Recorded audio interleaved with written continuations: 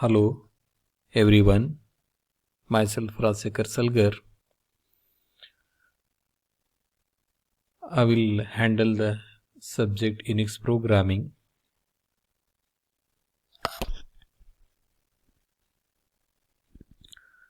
As for your syllabus, 3 textbook has been mentioned. One is Sumitabh Das, second one is Richard Stevens, and third one is Unix System Programming by Terence Chan.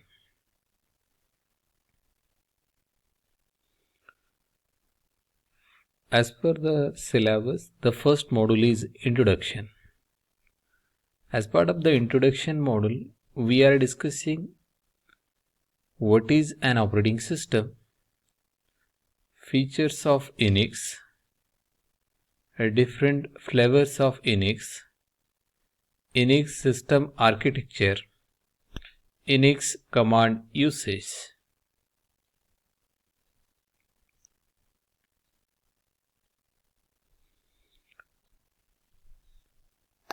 Before discussing the word operating system, you might be heard the word what is an operating system. As we know that as part of the computer system, any program is running, it is due to an operating system. Similarly, other concepts are exist. As we know that television, so we are viewing the colorful pictures. We don't know what is inside. There is a technology exists. It will convert an radio waves into colorful pictures. That way, there is a one software as part of the system. It will manage all the things as part of the system. Here, we'll define the term what is an operating system. Operating system is nothing but it is a set of programs which act as an interface between users and computer hardware. Which is nothing but, as we are aware that there are many hardware components are exist in the system and many software components are exist in the systems to provide a bridge between the programs and hardware. The one more software is playing an important role, that is an operating system. We can say that operating system is the core part of the system. That is nothing but it is the heart of any machine here. Nothing but the entire things has been managed by this software, that is nothing but operating systems. In other words, we can say that it is a low-level software which manages hardware by controlling the execution of all kinds of the programs. You might be having the one question. All kinds of the program means, say for example, you are using the different application like PowerPoint presentation, MS Word, Paint, MS Excel. So these are the applications.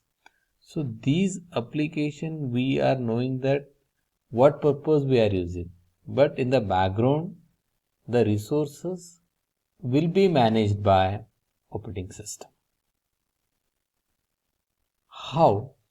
Means it controls allocation of the resources and services required for any application.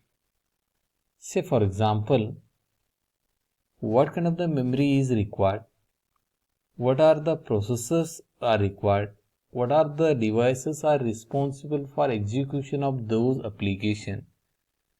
So and it supports computer basic functions such as scheduling tasks and controlling peripherals and so on.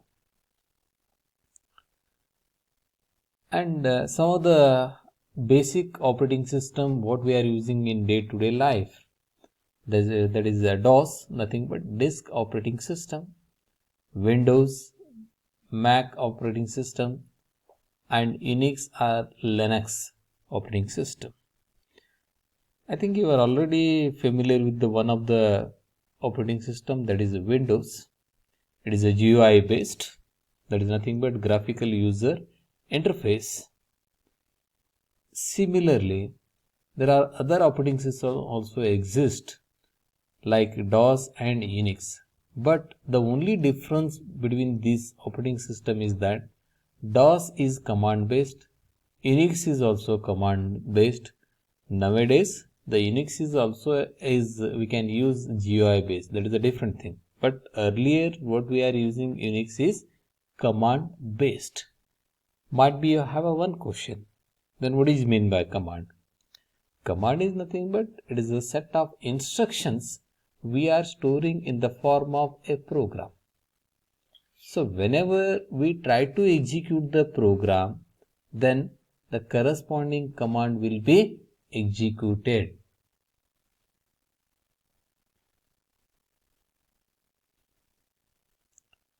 Then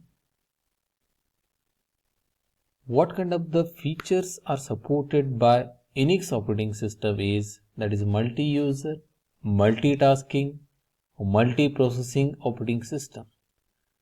So I'll explain what it means exactly. As we are aware that multi-user is nothing but we are installing this Unix as server operating system.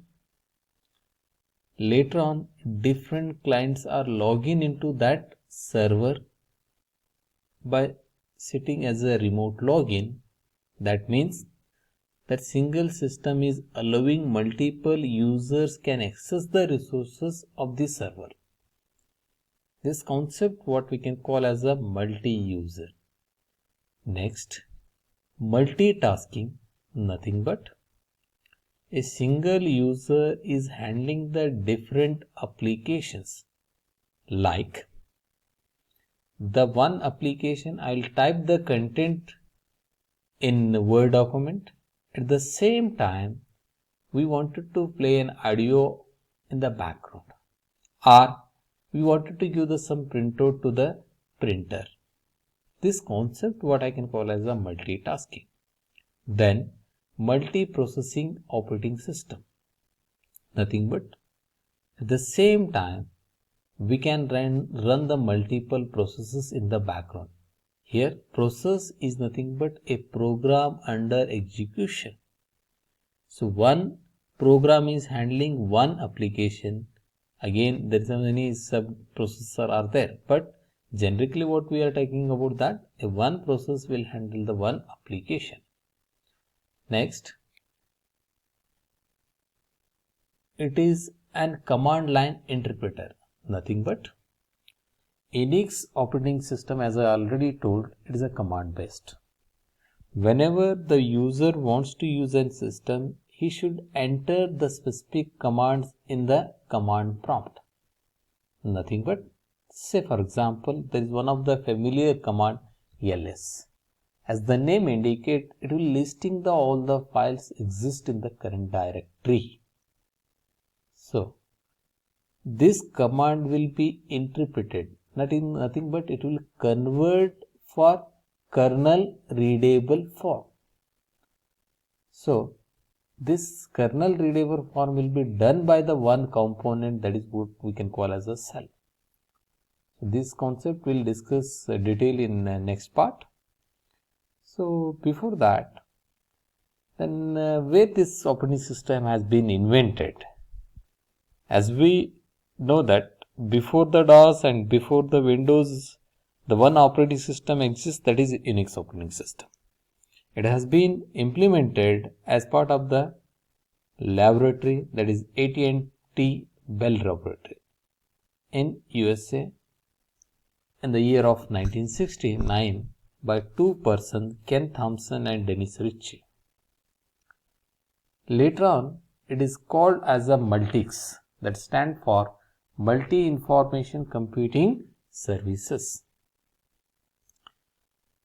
Currently, whatever the Unix operating system what we are using in the form of different things, like it is open source, means anyone can download the operating system freely. There is no cost is required for that. Then some of the important features of Unix are multi-user, multitasking, multi-process, open system, portability, programming facility.